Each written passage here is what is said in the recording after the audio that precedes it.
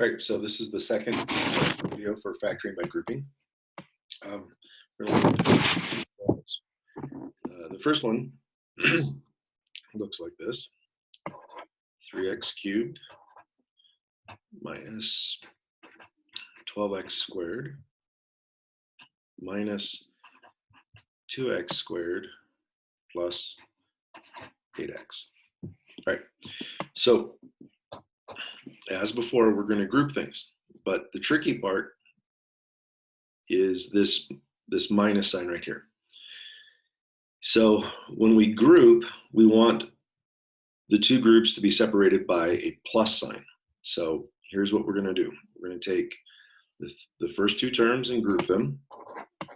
3x cubed minus 12x squared. So close off that group, and then we're going to add. And now we're going to put the last two terms in. We're going to think about this subtraction as being a negative sign on the 2. So that we're going to look at this as a negative 2x squared plus 8x.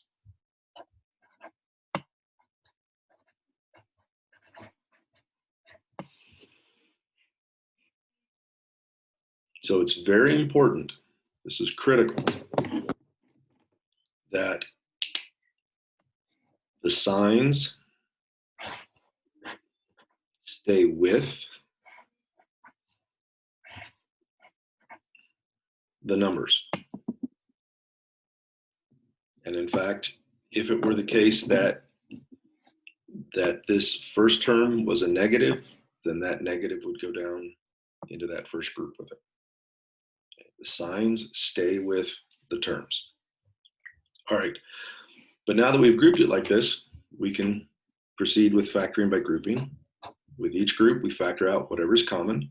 So in terms of the coefficients, 3 and 12, both of them are divisible by 3. So we'll divide out of 3. In terms of the variables, x cubed and x squared, both of those have at least x squared in them. So let's divide out x squared, factor out x squared. And now when we take 3x cubed and divide it by 3x squared, the 3's divide out, and x cubed divided by x squared leaves us with just x. Negative 12 divided by 3 is a negative 4. X squared divided by x squared divides out. So here's the first group factored. Now for this next group, what's going to happen?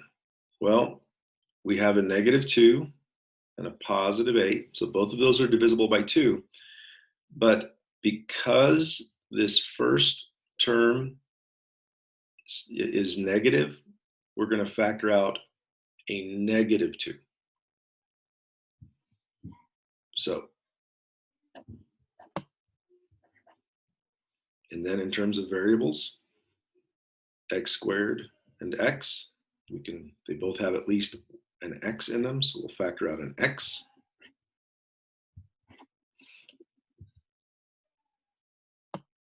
Negative 2 divided by negative 2, that's a 1. X squared divided by x is just x. Positive 8 divided by negative 2, positive 8 divided by negative 2 is negative 4. X divided by x is just a 1. So when the second group has a negative, you're going to make sure what you factor out is negative.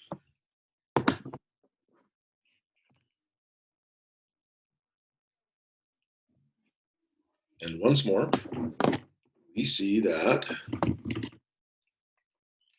looking at each group,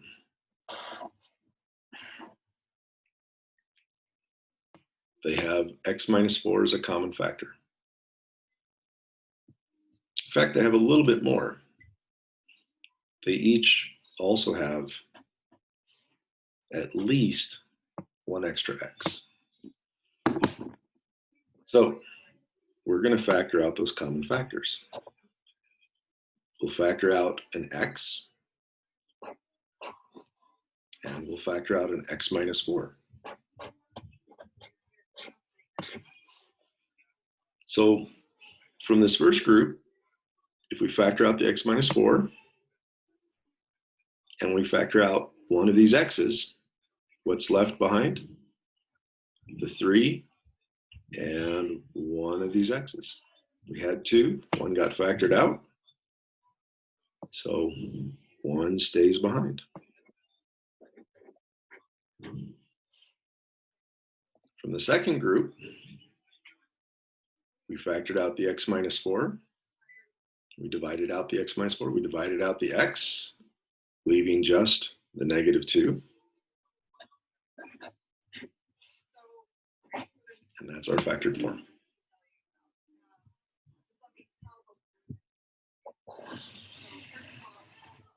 All right. For the second example, we're going to look at 6x cubed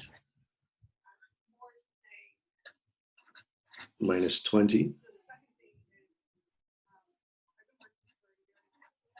plus 30x squared minus 4x. So if we group these as normal,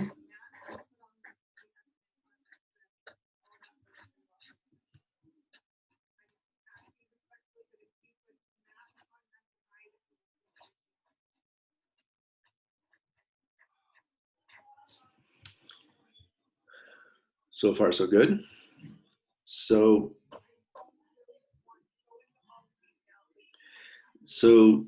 the first group is divisible by 2. So if we can factor 2 out, gives us 3x cubed minus 10. And the second group, also divisible by 2 and an x. So we factor out a 2x. And so 30 divided by 2 is 15. X squared divided by x is x. Negative 4 divided by 2 is 2, negative 2. And we divided out the x. And now we see there's a problem. What we are wanting is to have the parentheses be the same. But in this case, the parentheses are not the same. True, we could factor out a 2, but we would still have this big, ugly cubic left behind. So this didn't work. And the reason it didn't work is we have the wrong groups. Sometimes what we're given to work with can be factored by grouping, but not if we group it in the order that it's given in. We have to find a rearrangement. So, second try. We'll take the original and write it as 6x cubed. And then let's put them in order of the exponents. So 6x cubed plus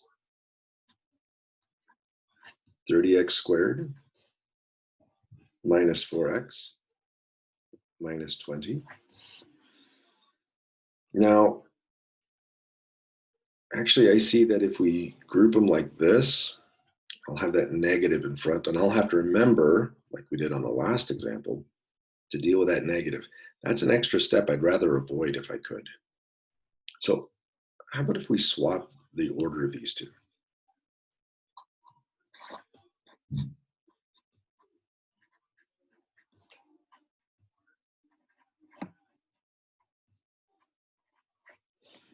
Now I want you to understand, Either of these two versions will work.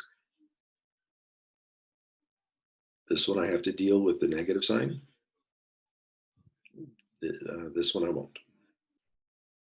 So this one is a little bit simpler. So we group.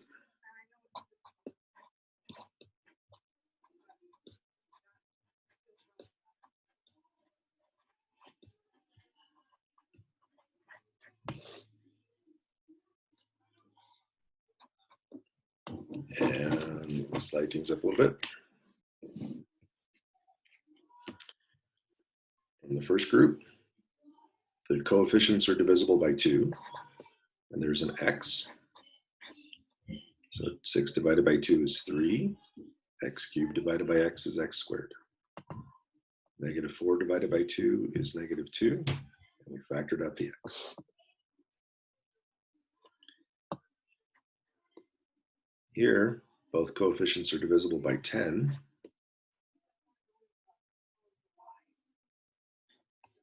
Oh no. Oh no, that worked. I misread it. Sorry. 30 divided by 10 is 3. X squared. Well, we didn't factor that out, so we'll leave it behind. And 20 divided by 10 is 2. So negative 20 divided by 10 is negative 2. And we see that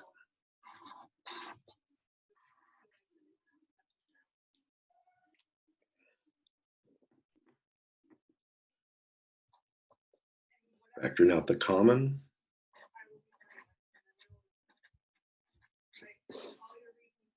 If we factor out the 3x squared minus 2 from the first group, what's left behind is the 2x. And what's factored out, when we factor out the 3x squared minus 2, what's left behind is the 10.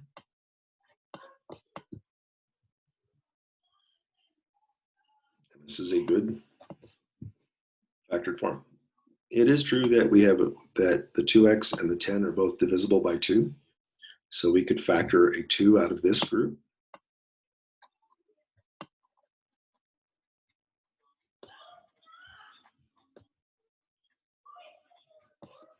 And I'm running out of room on the paper, sorry.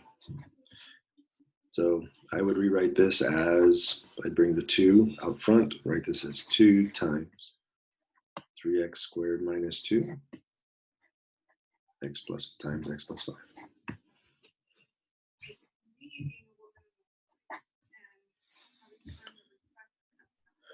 So if the instructions on a question are to factor completely, you will probably need to go to this version where the 2 has been factored out. For a lot of the work that we do, this previous version would work just as fine. All right, hope that helped.